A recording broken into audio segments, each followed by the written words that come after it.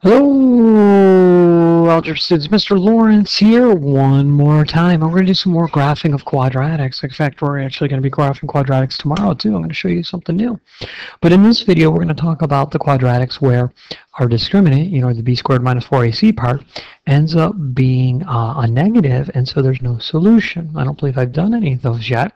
They're really not that difficult, but let's go ahead and see what they look like anyway. So first of all, we're going to find A, B, C. Easy as 1, 2, 5.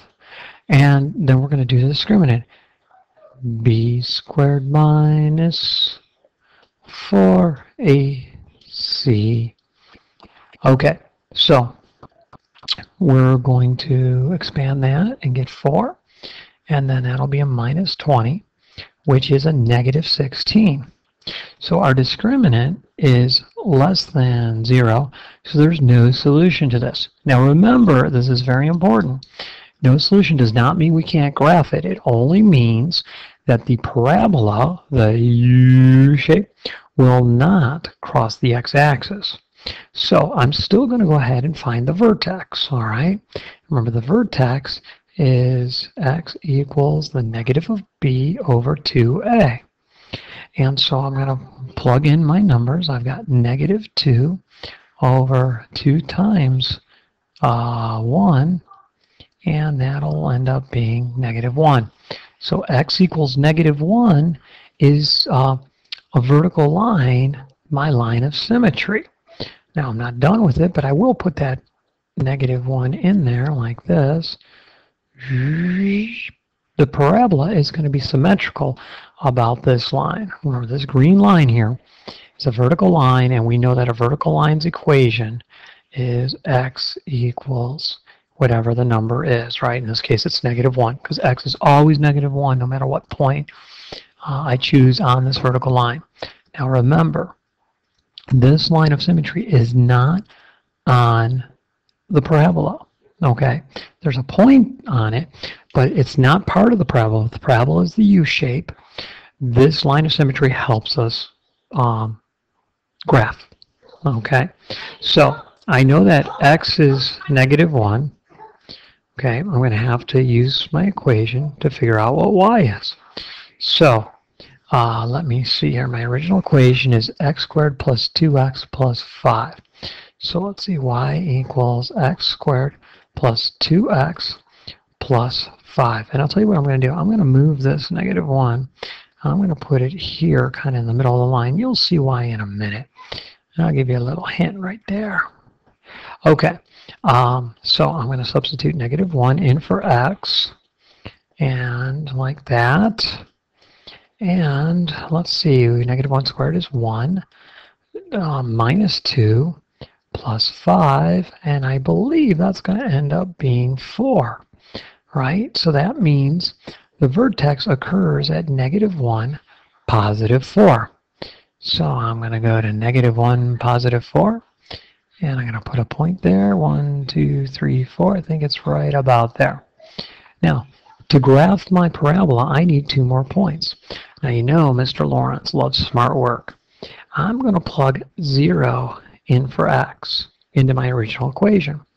And when I do, I will get y equals 0 squared plus 2 times 0 plus 5. So y is going to equal 5. So 0, 5 is on my graph. Okay, right there. Now, I'm going to be very smart with my other point. I'm going to use symmetry. I'm going to plug in. This is 1 unit away on the right. I'm going to go 1 unit away on the left. That's going to be negative 2. Because when I put 0 in, I got the answer of 5 out. If I go 1 to the right, I go to the point 5. I go up to 5, not up 5 spaces, but up to 5. So I went 1 to the right and went up to 5. My y-coordinate is 5. If I go 1 to the left, I'm going to have to go up to 5 again. How do I know this? Because of symmetry. If you want to plug it in, you can, but it is not necessary. So there we go. Now this parabola I should be able to draw a little bit better than I have been drawing the other ones. because they're closer together. So my parabola is going to do something like that. And then I love cloning it because it's just so simple and I don't have to worry about drawing it twice. Okay, so my parabola is going to be like that. And it should be as rounded a U-shape as possible. Maybe the video doesn't show that. All right, we're going to do one more example, and then you're going to get a lot of practice with this tomorrow. I'm going to find A, B, and C, right? So A, B, C. Easy as 4, 1, 6. And then I'm going to plug those into my discriminant. B squared minus 4AC.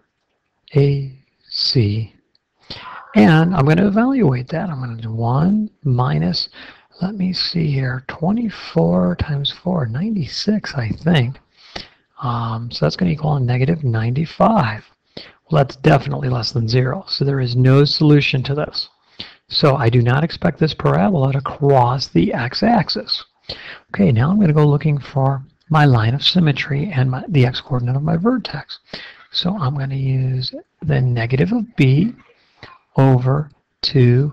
And that's going to equal negative 1/8.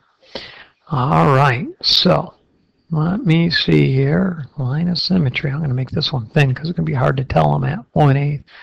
1/8 is going to be pretty small. Negative 1/8, that is. So this vertical line that I'm putting in is the line of symmetry. Its equation is x equals negative 1/8. There we go, and that's probably as close as I'm going to get. So let's see here. Yeah, something like that. Okay, so I'm going to go to my my input-output table, and I'm going to put negative 1/8 in for x. Now, because I can use a calculator, this is really not that big of a deal. I've got y equals 4 times negative 1/8 squared plus, or just simply minus, well, I can do plus negative 1/8, that's fine. And then what is it? Plus 6, I think. Is that right? Yeah, plus 6. Okay. Now, I'm going to do this by hand, but I'll tell you what, I'll do it both ways. Here comes the calculator way. All right. I'm going to go 4 times negative 1/8, close the quantity, and square it. The calculator knows the order of operations, so it'll do 1/8 times 1/8, and then square it, and then, I'm sorry, 1/8 times 1/8, and then multiply it by 4. Okay, so then I'm going to have minus, well, I can type it just the way I wrote it, so I don't make any silly mistake. Negative 1/8, and then plus 6, and I'll hit enter. Okay, and so I'm getting this number that's pretty close to 6, and you can call it like 5.94. It's going to be hard to accurately graph that. So let me see something here. What did I come up with? 5.94. It's going to be pretty darn close. So negative 1/8, and I'm going to go up to close to 6. That is 1, 2, 3, 4, 5, 6. So it's going to be something like that. Now, what I like to do is I like to plug in 0. You know that already. And when I plug 0 in, I'm going to get 6. Okay. Now, some people go, it's so close, you can't really tell what's going on. But I don't mind it. Okay. So now, to plug in the other number, I'm going to have to plug in negative 2/8, which would be better said as negative 1/4, right? Okay, now because of symmetry, I don't have to do any math. I'm going to get the same answer. If you don't believe me, punch it in the calculator just like we did with the negative 1/8. All right, and so 2/8, 1/4, it's going to be something like that. And then my parabola will end up going something like this. Okay? There you go. So we did 2 examples where we get no solution, where the parabola will not cross the x-axis. All right, that's all we're going to do for now. We'll get some practice with this in class tomorrow. Mr. Lawrence signing off. Have a good night, everybody.